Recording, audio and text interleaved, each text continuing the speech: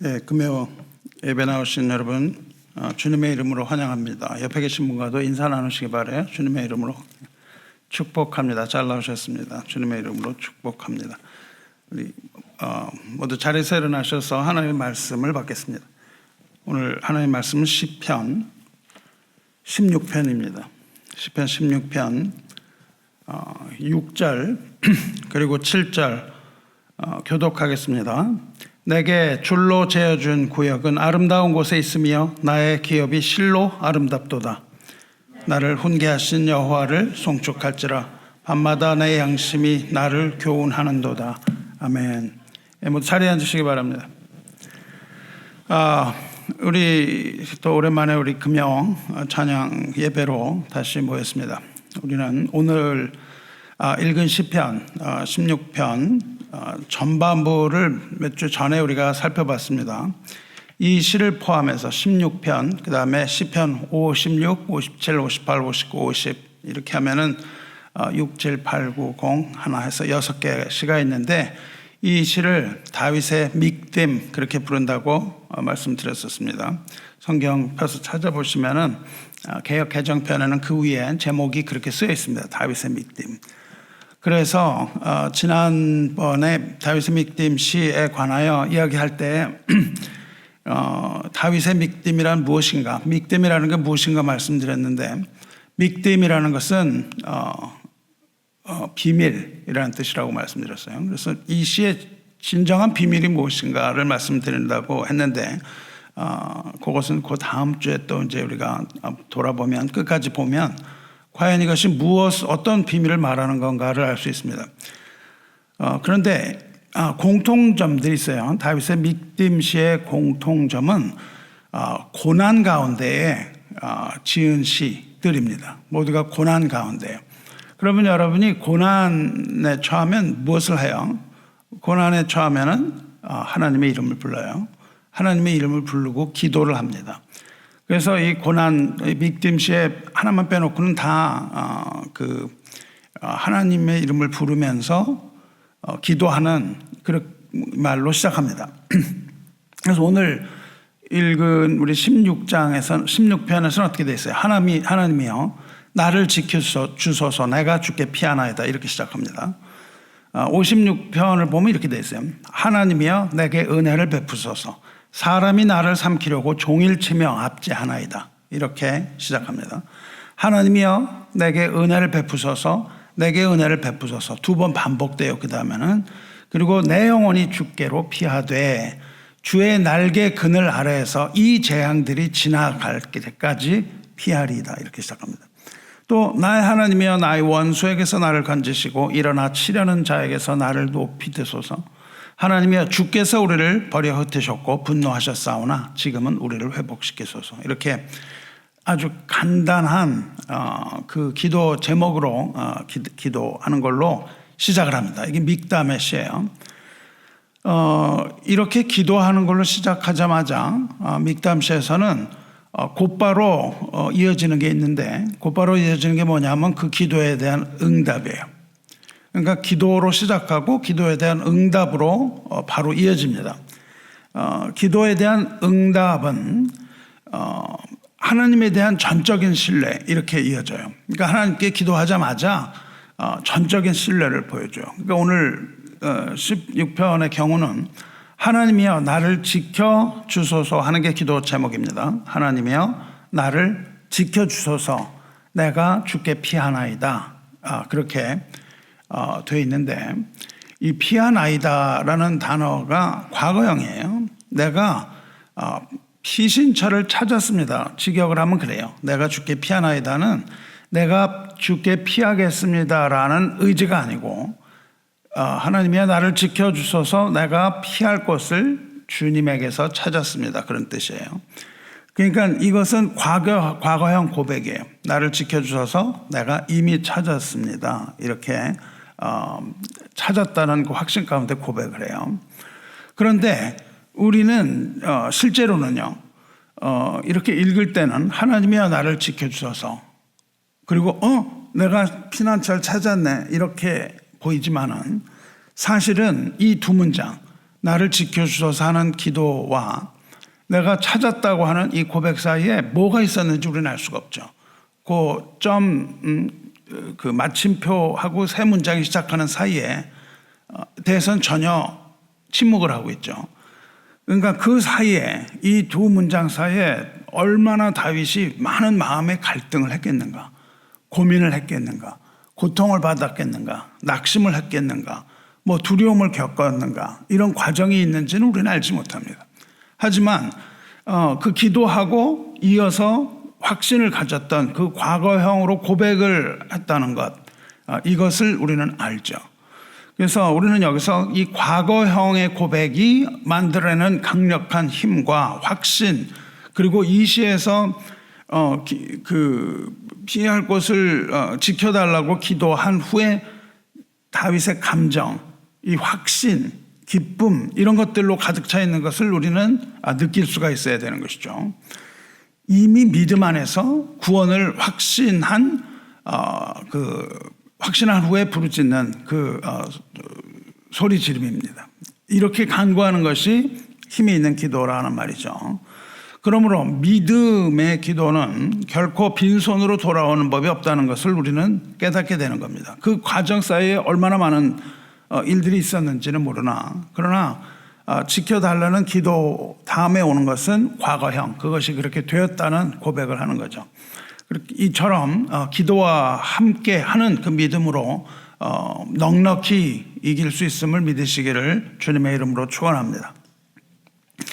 사랑하는 성도 여러분, 이 부르짖는 기도인데요, 이 부르짖는 기도는 하나님에 대한 신뢰를 이끌어내는 거죠. 신뢰를 이끌어내되 오직 하나님 한 분에게만 대한 전적인 신뢰를 이끌어내고 있어요.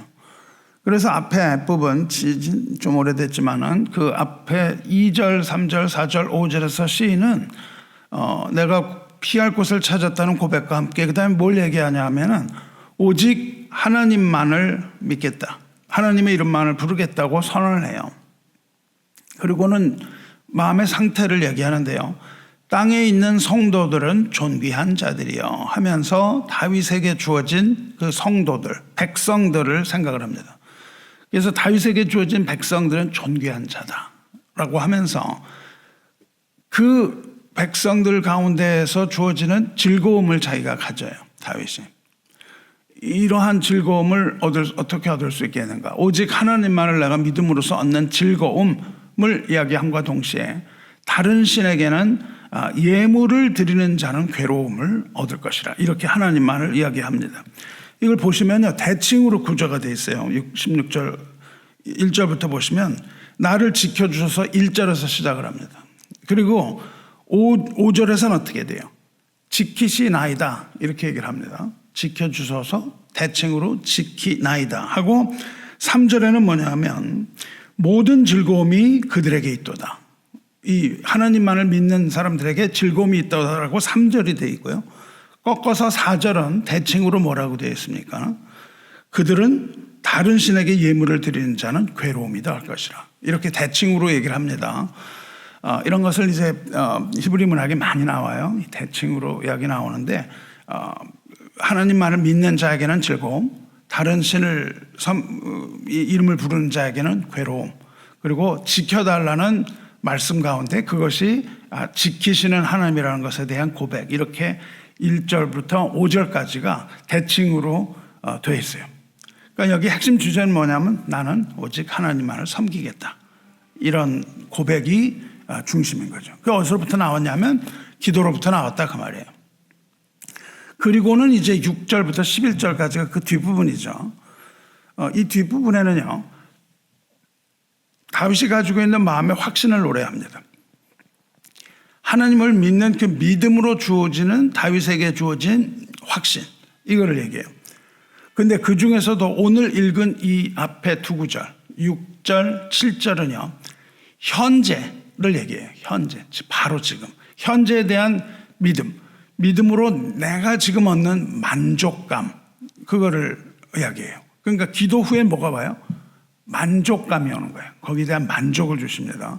그리고 8, 90 이후는, 8절 이후는 미래에 대한 확신, 늘 얘기해요. 그러니까 현재에 대한 만족, 미래에 대한 만족, 이 확신으로 얻는 즐거움 이겁니다. 그러니까 다윗은 지금 기쁨을 얻고 있어요. 근데 시작은 어때요? 나를 지켜주소서라는 건 뭐예요? 이 시의 주제는요, 죽음으로부터의 구원 그런 거거든요. 그러니까 지켜달라고 하는 것은 죽음으로부터 보호해달라는 굉장히 심각한 그런 걸 가지고 들어왔다고요. 근데 그 다음에 죽음으로부터의 보호해달라는 이 기도 후에 얻는 것은 즐거움이다 그 말이죠. 그래서 6절 7절은 현재의 기쁨이에요. 6절 뭐라고 되어 있습니까? 내게 줄로 재어준 구역은 아름다운 곳에 있으며 나의 기업이 실로 아름답도다 이렇게 얘기를 합니다. 다윗은 지금 하나님께서 그에게 주신 구역이 아름답다 그렇게 말해요. 여기서 줄로 재어준 이렇게 번역이 됐는데요. 원뜻은 뭐냐면 하늘에서 떨어진 줄이라는 뜻이에요. 하늘에서 떨어진 줄. 그러니까 내가 이렇게 있는데요. 갑자기 줄이 쳐진 거예요, 나한테. 그리고 그 줄 안에 있는 게 네 거야. 그렇게 말씀하셨단 말이죠. 그러니까 하나님께서 기업을 주셨다. 그런 표현입니다. 근데 그것이 하늘로부터 떨어진 줄이에요. 그러니까 지금 뭐냐면 나에게 주어진 이 모든 것이 하나님으로부터 왔습니다. 이런 고백이에요. 나에게 하나님이 줄로 재어진 구역. 그러니까 반대로는 어떻게 돼요? 이거를 넘어가면 안 되는 거죠. 하나님이 나에게 줄로 재어진 이 구역을 넘어가서는 안 됩니다. 그러나 이 안에 이것은 나에게 주신 거다 이거예요.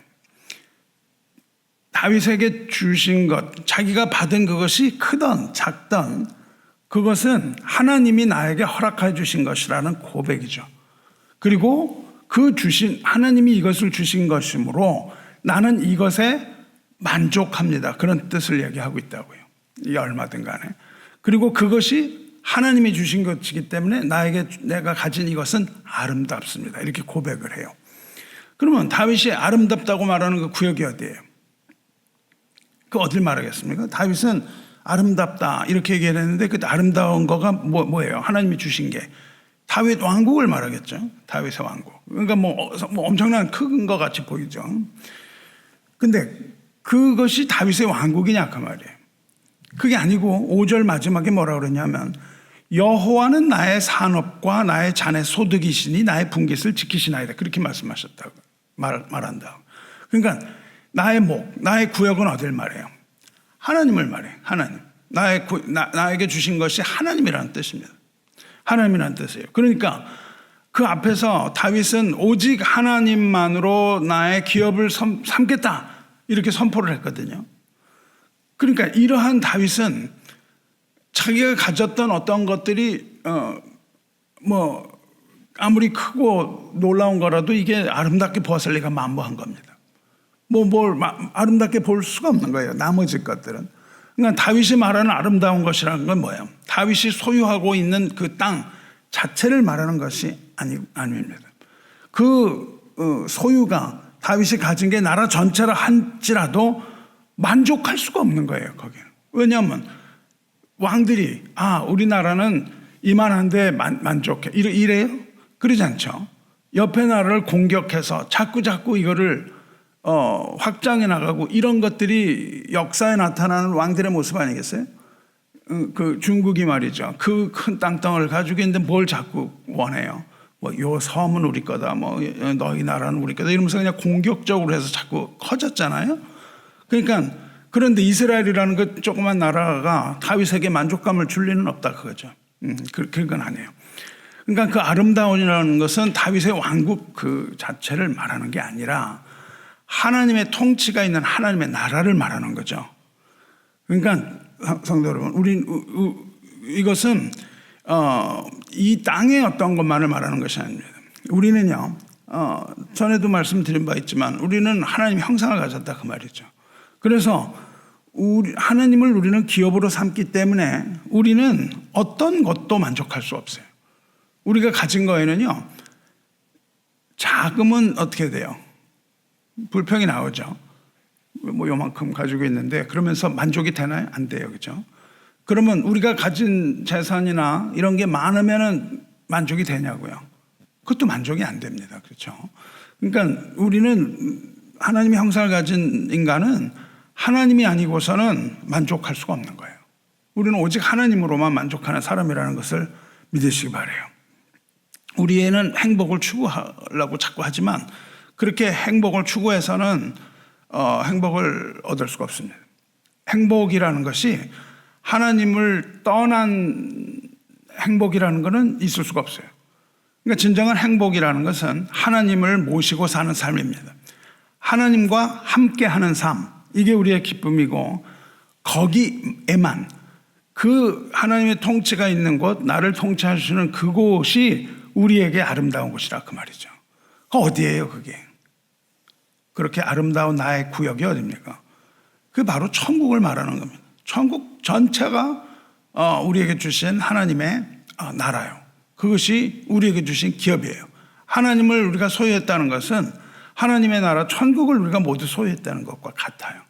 그러니까 그 천국이 우리에게 얼마나 아름다운 곳이라는 것을 성경이 이야기해 주죠. 그러니까 우리는 꿈에도 사모하는 곳, 거기가 어디냐면은 하나님의 나라고, 우리가 꿈에도 사모하는 것, 우리를 만족시킬 수 있는 유일한 그것은 하늘나라입니다. 비록 우리가 광야와 같은 이 땅을 살아간다 할지라도 하나님을 모시고 산다면 거기가 바로 하늘나라라는 겁니다. 우리의 행복은 오직 하나님께서 줄로 재어주신 구역이에요. 그 줄이 궁극적으로는 어디를 말할까요? 그 줄이 바로 그리스도 예수를 말하는 거예요. 그래서 예수 그리스도 안에서 이렇게 말하죠. 예수 그리스도 안에서 거기가 바로 천국이고 하나님의 나라를 말합니다. 하나님께서 허락해 주신 지금 이 시간 이 장소에 우리가 만족하시기를 축원합니다. 그것이 바로 하나님의 나라이기 때문에요. 이 6절 7절에 나타나는 감정은 만족이에요. 만족. 그리고 감사입니다. 그리고 즐거움이에요. 기쁨. 여기에는 불평 같은 것이 전혀 없습니다. 다윗의 처한 상황은 불평할 만한 상황이겠죠. 그러나 그러한 상황이 어떻다 할지라도 우리가 처한 상황이 어떻다 할지라도 우리가 이렇게 기뻐하고 만족하고 감사할 수 있다면 그것이 바로 하나님께 영광이 되는 겁니다. 하나님과 하나님의 임재 안에서 우리가 기뻐하는 것, 상황에 구애받지 않고 상황에 흔들리지 않고 오직 하나님께 감사와 존귀를 돌리고 기뻐하는 것, 이것이 하나님께 영광입니다. 우리 주님은요 가난하게 되셨다 그러죠. 주님은 가난하게 되셨습니다. 인자는 머리 둘 곳도 없다 그렇게 말씀하셨어요. 그런데 주님은 그것으로 불평하지 않으셨다고요. 왜 그랬죠? 왜냐하면 주님은 본래가 부요하기 때문이라 그래요. 부요하신 분인데 가난하게 되셨기 때문에 거기에 대한 불평이 있을 수 없다는 겁니다. 왜 가난하게 되셨어요? 우리를 부요하게 하기 위하여 가난하게 되셨다 이 말이에요. 그러니까 우리가 자존감이 없으면 어떻게 돼요? 내가 누군지를 몰라면 남을 자꾸 불평을 하고 깎아내리고 그러거든요. 나한테 만족을 못해요. 근데 나의 존재를 안다면, 내가 누구인지를 안다면 그럴 필요가 전혀 없는 것이죠. 그러니까 예수님이 그 가난함에 대해 불평하실 이유가 전혀 없었던 것은 본래 부여하신 분이기 때문이라는 겁니다. 그리고 우리를 부여하기 때문에 그렇게 하셨다는 거죠. 그러므로 그리스도 안에 있는 사람은 가난한 것 같지만, 우리 심령이 가난한 것 같지만 사실은 부유하다는 거예요. 가진 게 얼마 없는 것 같지만 모든 걸 다 소유했다고 얘기를 하는 것이죠. 그런데 모든 걸 다 소유했는데 거기에 뭐 불평이 있다는 건 말이 안 되는 겁니다. 그걸 모르기 때문에, 내가 모든 것을 소유했다는 것을 모르기 때문에 불평이 나오는 것이죠. 주님과 연합한 사람은 어떻게 되는 거예요? 하나님의 자녀가 되는 것이고, 하나님의 자녀들은 그러한 이유 때문에 불평하지 않고 현재 주어진 삶에 만족을 할 수 있다는 거예요. 그러니까 미래에 주어지는 하나님의 나라의 만족이 아니라 지금은 뭐예요? 현재의 삶에 만족을 하고 있다 이 말이죠. 그러니까 주님과 연합한 사람, 예수님과 연합한 사람은 어떻게 돼요? 예수님과 같은 모습을 해야 되는 거잖아요. 근데 만족하지 않는다면, 우리가 주님처럼 그렇게 만족하지 않는다면 우리의 영혼은 주님과 같을 수 없는 겁니다. 주님과 연합한 영혼은 하나님으로 인해서 만족하는 영혼인 것이죠. 이 초대교회의 순교자들은요, 무서운 핍박과 박해 속에서 언제나 기뻐했어요. 그러므로 만족하지 못하는 자는 하나님의 사랑을 체험하지 못했기 때문입니다. 하나님의 사랑을 체험하면 만족하게 돼 있어요. 그 사랑으로 만족합니다. 만족하지 못하는 자는 이 죄사함의 진정한 은혜를 깨닫지 못한 거예요. 이 은혜를 경험하지 못했습니다. 은혜라는 걸 잘못 아는 거예요. 은혜라는 거는 요즘 노래 있잖아요. 은혜. 내가 살아왔던 것은 우연한 것이 아니고 하나님으로 받은 은혜다. 이런 것들은 은혜의 일부예요. 그게 은혜가 아니에요. 아주 자기중심적인 것. 내가 어떠함을 받은 것을 은혜라고 자꾸 생각을 해요. 근데 하나님의 은혜라는 것은 그렇지 않습니다. 하나님의 은혜를 진정 알기 위해는 우리는 고난 가운데 들어가는 거예요. 그 고난과 이 죽을 듯한 여기에서 진정한 하나님의 은혜를 깨닫거든요. 죄 가운데서 임하는 은혜. 우리가 죄인이라는 그 가운데서 하나님이 우리에게 주시는 이 은혜를 깨달아야만 진정한 은혜를 깨닫는 거예요. 하나님의 은혜. 아담과 하와의 죄가 무슨 죄였습니까? 아담과 하와의 죄는 불만족의 죄예요. 만족하지 못한 거예요. 하나님이 모든 걸 다 주셨는데 선과 악을 알게 하는 나무의 열매를 먹지 말라는 그 하나에 불만족한 거죠. 그래서 그 하나를 먹게 되는 것이죠. 우리 이 불만족이라는 것이 그 에덴 동산에서 우리를 넘어뜨린 첫 번째 죄입니다. 그래서 만족이라는 것은 굉장히 중요해요. 감사와 만족을 누리지 못하게 하는 게 뭐예요? 마귀입니다. 마귀는 우리한테 감사를 느끼지 못하게 해요. 우리가 가진 거에서 조금만 우리가 거기에 불안을 느끼면 금방 그 만족을 잃어버려요. 나에게 주신 것이 점점 많아져야만 이게 감사가 계속된다면 이거는 좀 문제가 있는 겁니다. 점점 조여 들어오는데 감사가 있다면 그것은 진정한 감사를 우리가 체험한 것입니다. 이 악한 영이 권세를 누리는 것, 그리고 그 악한 영의 영향력 안에 있는 자에게 낙오는 허락되지 않는 겁니다. 거기에 그냥 속아서 우리가 계속 불평하고 이러는 건 안 되는 거예요. 우리가 거기에 있다면 이 동산이 오염되는 거예요. 동산이 오염돼서 이 악취, 이 불평의 악취가 우리의 코를 찌르는 거죠. 이 교회 내에서 있어서는 안 되는 것은 불평입니다. 그러나 우리가 그 어디에 있다 할지라도, 가진 것이 얼마나 할지라도, 현재 상황이 그렇게 만족할 만한 것이 아니라 할지라도, 그 어디에 우리가 그 어디에 있든지 우리가 주님과 동행을 한다면 우리는 그런 악취가 아니고 만족과 기쁨의 향기를 맡을 수가 있는 것이죠. 그래서 그 아주 향기 속에 우리가 사는 거예요. 그래서 다윗은 어땠어요? 나에게 줄로 지어진 구역이 난 아름답습니다. 더 이상의 것을 바라지 않습니다. 왜? 그것이 하나님이시므로, 그것이 하나님께서 나에게 주신 것이므로 나는 그것에 만족하고 그것이 아름답다고 합니다. 이랬단 말이죠. 그럼 다윗이 그것을 어떻게 알았냐 그 말이에요. 그것을 7절에 보십시오. 나를 훈계하신 여호와를 송축할지라. 이제 나를 훈계하신 여호와를 송축할지라 밤마다 내 양심이 나를 교훈하도다. 다윗은 이제요, 하나님께서 자기에게 주신 아름다운 구역, 즉 기쁘고 즐거운 삶, 행복을 느끼고 있거든요. 그러니까 기쁘고 즐거운 그 삶을 하나님이 주신 것에 대하여 감사하면서 찬송을 하고 있다고요. 다윗에게 주신 것이 아름다운 걸 어떻게 알았냐고요? 배웠다는 거예요. 다윗에게 주신 구역이 아름다운 곳이라는 걸 가르치신 분이 바로 여호와 하나님이라는 걸 지금 알았다는 거예요. 그래서 그것을 알고 송축하는 겁니다. 뭐라고 되어 있냐면 나를 훈계하신 그랬어요. 훈계라는 단어는 영어로는 counsel이라고 번역합니다. counsel. 조언한다는 거예요. 가르친다는 겁니다. 알게 한다는 뜻이에요. counsel, 상담한다는 뜻입니다. 이 단어가 여기저기 많이 나와요. 이 단어가 여기저기 많이 나오는데 우리가 이사야서 9장을 한번 주목해 보려고요. 이사야가 9장에서 뭘 하냐면요, 장차 오실 메시아를 예언하는 장이 9장입니다. 1절 보시면 잘 들어보신 거죠. 전에 고통받던 자들에게는 흑암이 없으리로다. 옛적에는 여호와께서 스불론 땅과 납달리 땅이 멸시를 당하게 하셨더니 후에는 해변길과 요단 저쪽 이방의 갈릴리를 영화롭게 하셨느니라. 이런 예언이 나오거든요. 여러분, 예수님이 오셔서 이 세상에서 가장 먼저 하신 사역이 뭘까요? 어릴 때 말고 예수님이 공생애를 딱 시작하면서 하신 일이 있습니다. 공생애. 제자를 먼저 부르셨나요? 이런 거 이전에 하신 일이 있어요.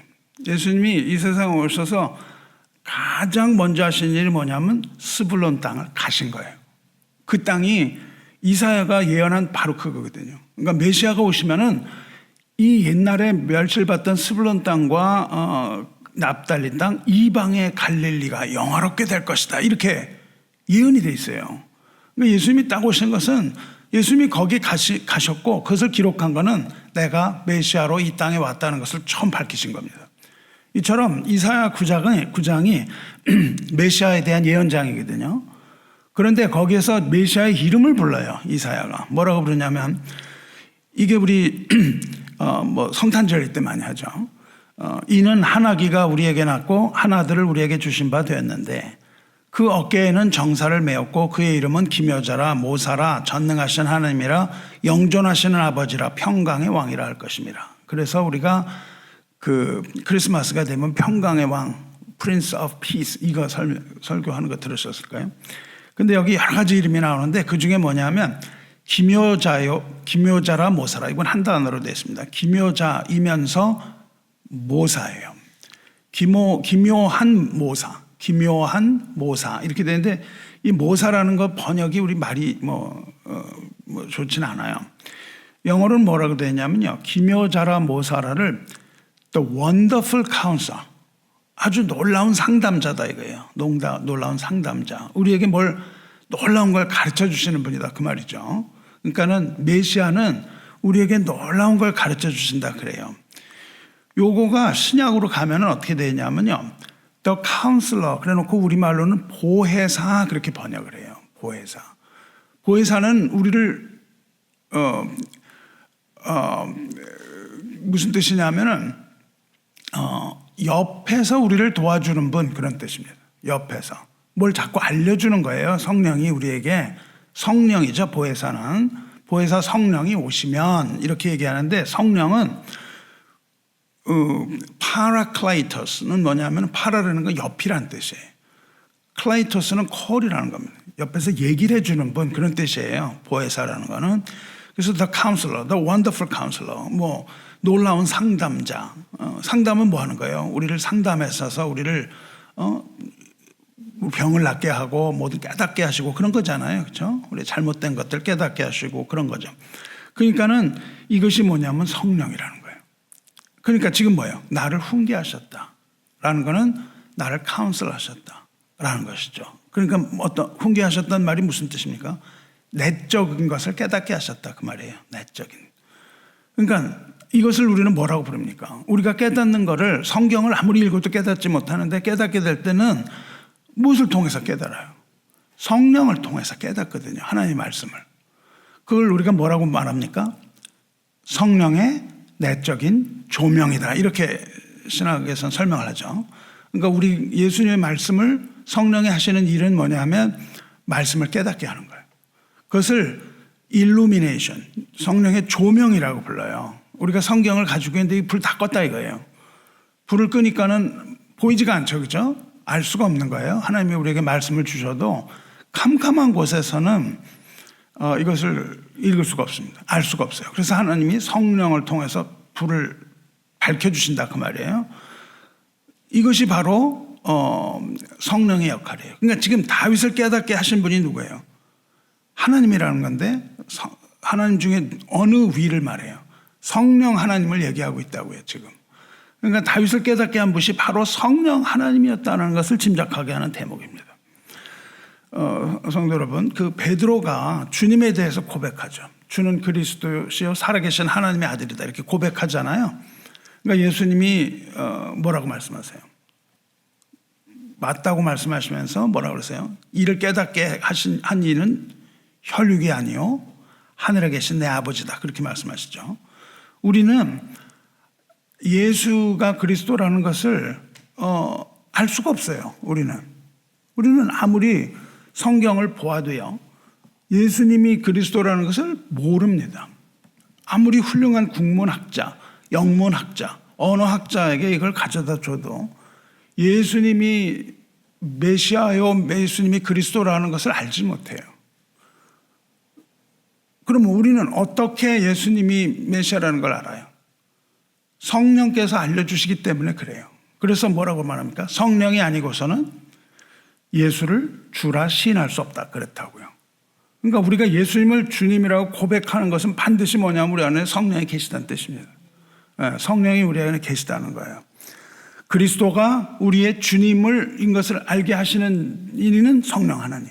우리로 하여금 주님을 믿게 하고 우리에게 확신을 주시는 이가 누구예요? 성령 하나님이에요. 그러니까 다윗은 지금 어떤 상태에 있는 거예요? 기도를 했다고요. 죽을 지경이 된 거예요. 막 목숨의 위험을 느꼈어요. 그래가지고 나를 지켜주세요 그랬단 말이죠. 떨면서. 그랬더니 내가 피난처를 얻었습니다. 그래놓고는 지금 나에게 주신 이 환경이 비록 죽을 것 같은 거지만은 이게 아름다운 곳이군요. 이게 하나님이 줄로 나에게 재어주신 그곳이군요. 그러니까 감사합니다 하고 찬송하리로다 그런단 말이죠. 그러니까 다윗은 지금 어떤 상황이에요? 우리 교회에서 많이 쓰는 걸로 표현하면 성령 충만한 상태가 됐다 그 말이죠. 기도를 해서 성령 충만한 상태가 돼요. 우리가 하나님이 우리의 산업이라는 것을 깨닫게 한 게 누구예요? 성령 하나님이다 그 말이죠. 그러니까 우리가 이 세상에 가진 이러한 소유, 이것이 우리 거라고 자꾸 생각하는 게 아니라 이것이 하나님께서 우리에게 줄로 재었다는 것을 알게 하시는 이는 누구예요? 성령 하나님. 그럼 우리가 성령 충만한 가운데 이 아름답다는 것을 깨닫게 하는 건 성령 하나님. 그렇다면 만족할 수 있다는 겁니다. 거기에서. 그러니까 성령의 역할이 아니고는 이거 시편을 읽었는데 뭐가 그래? 그런 거예요. 이게 말도 안 되는 소리 하는 겁니다. 믿지 않는 사람들한테는요, 말도 안 되는 소리 하는 거예요. 위선자처럼 보일 수밖에 없습니다. 그러나 성령이 충만하는 가운데서는 가능한 거예요. 이게 반드시 성령 충만입니다. 성령의 조명이 아니었다면 다윗은 이 사실을 깨닫지 못했어요. 그리고 성령이 아니었다면 다윗은 기업을 누리질 못했다고요. 가지긴 했지만. 그리고 불평하고 욕심하고 욕심 가지고 괴로움, 불안 이런 것 속에 살았을 거 아니에요. 이런 사실, 내가 그랬을 것인데 지금 이런 만족을 얻게 하신 다윗이 하나님을 찬송하는 겁니다. 어느 게 중요해요? 많이 가진 게 중요합니까? 만족이 중요합니까? 만족이 중요하죠. 많이 가진 것이 만족을 주지 못한다면 그건 뭐가 되겠습니까? 그리고 다윗이 또 뭐라고 고백을 해요? 밤마다 내 양심이 나를 교훈하는도다. 그러죠? 밤마다. 여기서 양심이라고 번역한 단어는 우리말로는 하트잖아요. 심장. 근데 히브리인들은 심장이 그런 역할을 한다고 생각을 안 했어요. 우리가 심장이라고 번역을 하지만 원학은 심장이 아니라 신장이에요. 콩팥입니다. 나의 신장이 나를 교훈하다 했어요. 히브리 사람들은 인간의 감정, 사랑, 그러니까 우리는 사랑 그러면 하트 이렇게 하는데 그 사랑도 신장에서 나온다고 생각을 했어요. 그래서 신장이라고 말하면 이게 이제 우리말로 하면은 이해가 잘 안 되잖아요. 그죠? 그래서 우리는 번역을 심장이라고 번역을 하는데 뭐 별 무리는 없습니다. 왜냐하면 우리는 그렇게 생각을 하고 있기 때문에 이것을 심장으로 우리는 심장이 그것의 근원이라고 생각했기 때문에 양심이라고 번역했어요. 근데 여기는 우리가 생각하는 양심하고는 다르죠. 그렇죠? 양심이라는 건 뭐예요? 내 이성에서 나오는 양심 이런 거잖아요. 내가 가진 양심, 나의 주관적으로 해석하기가 쉽다는 거죠. 그런데 그렇지 않다는 겁니다. 나를 교훈하는 것은 내가 아닌 거죠. 내가 가진 어떤 지능을 가진 인간이, 이성을 가진 인간이 가지고 있는 양심이 나를 훈계한다. 그게 아니에요. 양심의 가책을 느낀다. 그런 것이 아닙니다. 그것이 아니라 신장을 통해서 우리의 영혼이 하나님과 조우를 한다고 생각을 하는 거예요. 그러니까 영혼이 우리가 하나님과 영혼이 교제를 하면 그러면 영적인 지혜가 신장에 쌓인다 이렇게 생각을 한 거죠. 그래서 신장에 쌓여 있다가 밤이 되면 그것이 우리에게 지혜가 되어 나타난다는 거예요. 쌓여 있던 것이 우리에게 지혜가 되어 나타나요. 그래서 이 지혜가 언제 나오냐면 밤에 나온다고 지금 생각을 하고 있는 겁니다. 그래서 우리 주님은 어떻게 하셨어요? 주님은 많은 밤을 홀로 산에서 지내셨어요. 산에서 지내면서 어떻게 하셨습니까? 기도하면서 하나님과 많은 대화를 나눴습니다. 많이 하신 거죠, 밤에. 저와 여러분도 주님을 본받아서 이 고요한 시간에 홀로 기도의 골방에 들어가야 할 필요가 있는 거예요. 이 기도의 골방, 밤에 기도의 골방에서 지나간 일을 돌아보는 거예요. 그리고 앞으로 것들을 또 생각도 하는 거죠. 예측을 해보는 겁니다. 그러면서 기도해 보면서 그 기도 가운데 현재를 돌아봐야 되는 거예요. 현재, 이 상황. 과거에 있었던 일, 앞으로의 일. 그러나 과거는 그냥 흘러간 거고요. 앞으로 올 것도 우리가 뭐 어떻게 할 수가 없는 겁니다. 과거에 얽매여도 안 되고 미래에 얽매여도 안 되는 거예요. 이것들로부터 오는 건 뭐예요? 현재 일이죠. 현재. 현재가 보여야 되는 것이죠. 기도 가운데에 골방에서 현재 상황을 보는 거예요. 여러분, 운동하는 사람 말이죠. 연습을 하는데 나가가지고서 그냥 계속 그걸 합니까? 운동을. 그러면은 망쳐요. 잘못된 걸 계속 연습해요. 뭐 야구하는 사람, 골프하는 사람, 골프 나가가지고 그냥 하루 종일 이걸 쳐보세요. 아무것도 안 하고. 그러면 잘못된 것만 계속 연습하죠. 그게 아니에요. 그렇죠? 그래서 그 사람들은 뭘 합니까? 야구 선수들이 이미지 스윙이라는 걸 해요. 이미지 스윙. 그러니까 실제로 해보기 전에 머리로 딱 그리는 거예요. 아, 요렇게. 그래서 그 코치들은 어떻게 해요? 이렇게 하라. 그럼 그걸 머리에 그려가지고 고쳐나가잖아요. 뭘 많이 한다는 게 중요한 게 아니라. 그래서 뭘 많이 하는 게 중요한 게 아니라 이미지가 중요합니다. 전투에 나갈 때 말이죠. 전투를 할 때 이 전투 낫발 소리가 들리기도 전에 이 위대한 장수들은 말이죠. 그 전투가 어떻게 일어날 건가를 마음으로 그려보면서 작전을 세우는 거예요. 자, 우리가 이제, 어디 행사를 한다 이거예요. 행사를 한다. 그러면 어떻게 해야 돼요? 자, 이제 우리가 처음에 시작할 때 이런 일이 있을 거고, 그 다음에 이런 일이 있을 거니까는 이런 일이 있을 때는 이런 걸 준비하고 그렇게 하잖아요. 무슨 행사를 할 때요. 그렇죠? 사람들이 뭐 몇 명이 올 것인데 오면은 어디로 들어온다. 그러면 거기에 들어오는 사람들한테 뭐 안내를 이렇게 하고 이거 하잖아요. 예를 들어 뭐 엑스포를 한다 그러면 그런 식으로 한단 말이죠. 그러니까 우리는 이미지 트레이닝 해야 되는 거예요. 이미지 트레이닝. 그러니까 우리 마음속에서 이게 일어나야 되는 거예요. 하나님의 일이 현실에서 막 그냥 뭐 부르짖고 기도하고 이런 것보다도 이미지 트레이닝. 하나님과의 골방에서 이게 이루어지는 것이죠. 그 주님이 십자가에 올라가셔서 십자가에서 하신 게 뭐예요? 최후 전투예요. 그렇죠? 장군들이 전투 이전에 딱 하는 것처럼 주님도 십자가에서 최후 전투를 벌이시기 전에 어떻게 해요? 홀로 산에 올라가셔서 무릎을 꿇고 기도로 전투를 벌이시잖아요. 거기서 기도로 먼저 전투를 벌이시거든요. 그러니까 우리도 삶 속에서 일어나는 일들이 어디서 일어나냐 하면 기도 가운데 있어야 되는 것이죠. 이런 골방에서 기도로 우리도 하나님과 먼저 대화해야 됩니다. 앞으로 일어나는 일들에. 그러면 뭐가 보이냐면 내가 보여요. 내가. 하나님과 대화한 다음에는 자신과 대화를 해야 되는 거예요. 나와 대화를 해야 됩니다.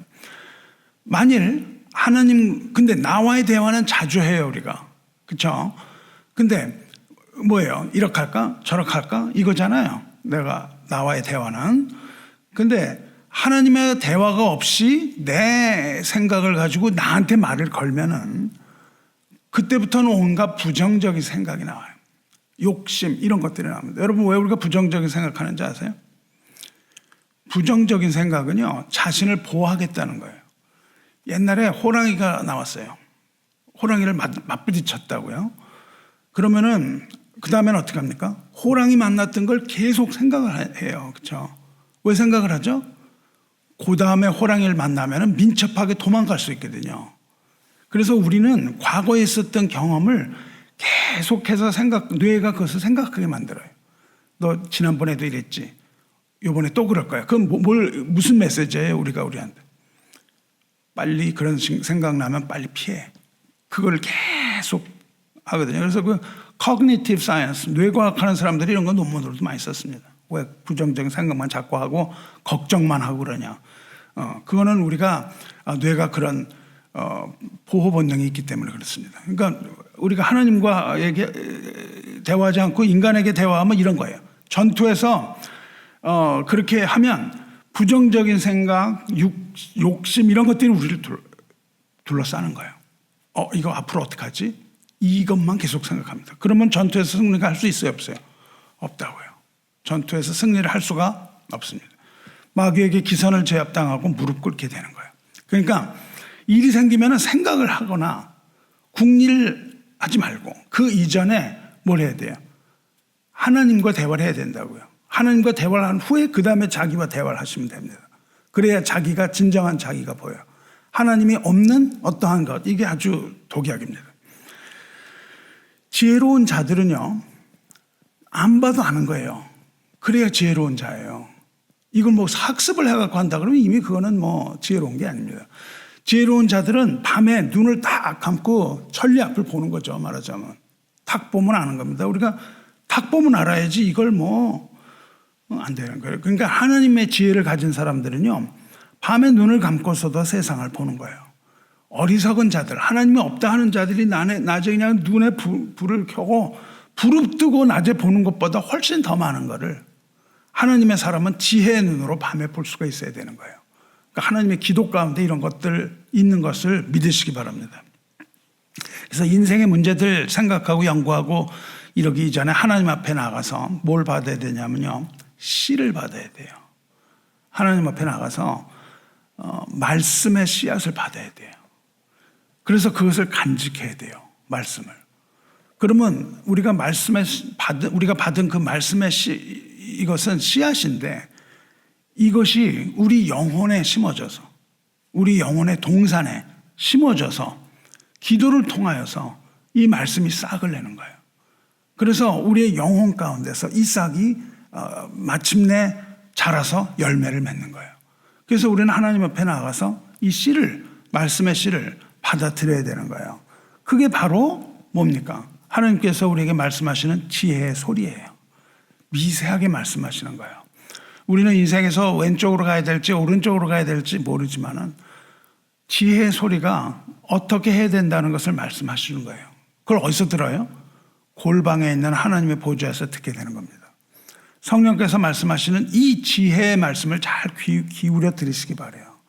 그리고 우리 마음속에 들려오는 그 지혜의 소리를 따라가야 되는 겁니다. 그래야만 그것을 깨달음 가운데서 자족을 느끼는 거예요. 자존감을 가질 수 있어요. 안 그러면 자존감을 가질 수 없습니다. 우리가 자존감은 굉장히 중요한 겁니다. 우리가 자만하면 안 돼요. 그렇죠? 자만과 자존은 전혀 다른 거예요. 자존은 뭡니까? 내가 누구인가? 내가 하나님 안에서 누구인가? 이거를 아는 거예요. 내가 하나님의 자녀라는 사실을 깨닫는 것이죠. 내가 하나님의 백성이라는 것을 깨닫는 것이에요. 그때 뭐가 와요? 만족, 그리고 기쁨이 오는 거예요. 상황에 상관없이. 이 밤은요, 원래가 밤이 뭐 하는 데예요? 어둠에 황제가 지배하려고 하는 데죠.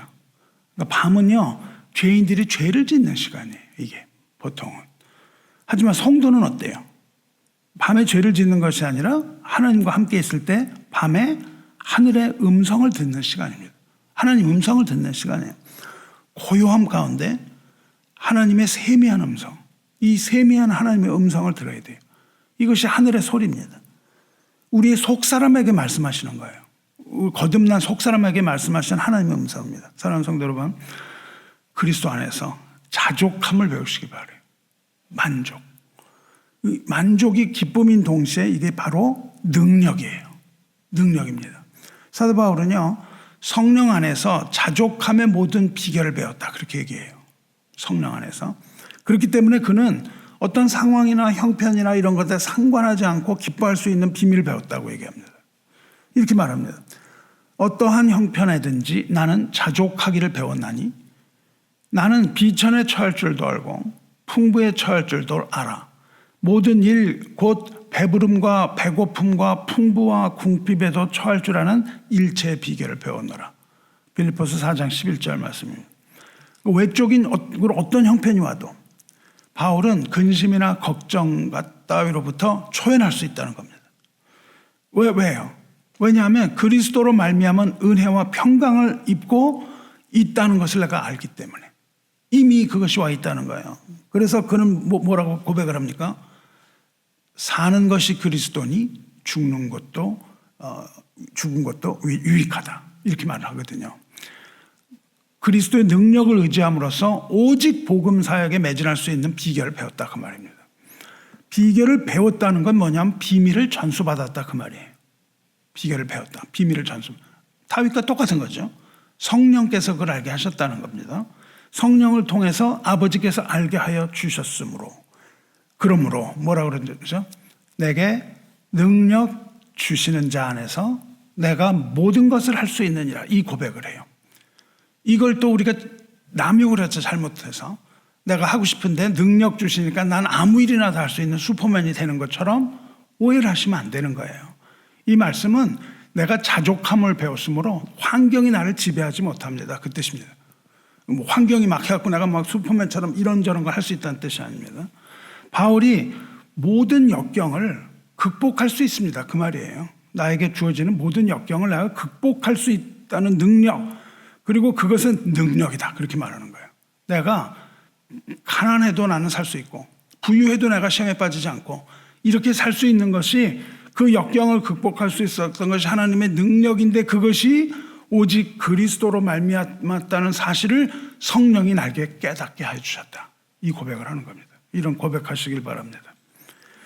바울은 어떤 어려움을 당해도 승리할 수 있었고 승리의 능력을 주시는 분이 그리스도다 고백한다고요. 사랑하는 성도 여러분, 우리 그리스도인은 성도는 욕심을 버리고 불평을 버리고 능력 주시는 자로부터 만족을 배워야 합니다. 성도는 그리스도와의 어떤 생명적인 관계 가운데서 어떤 형편을 만나도 자족할 수 있는 능력 배우게 되는 거예요. 이게 바로 성도의 삶의 비밀입니다.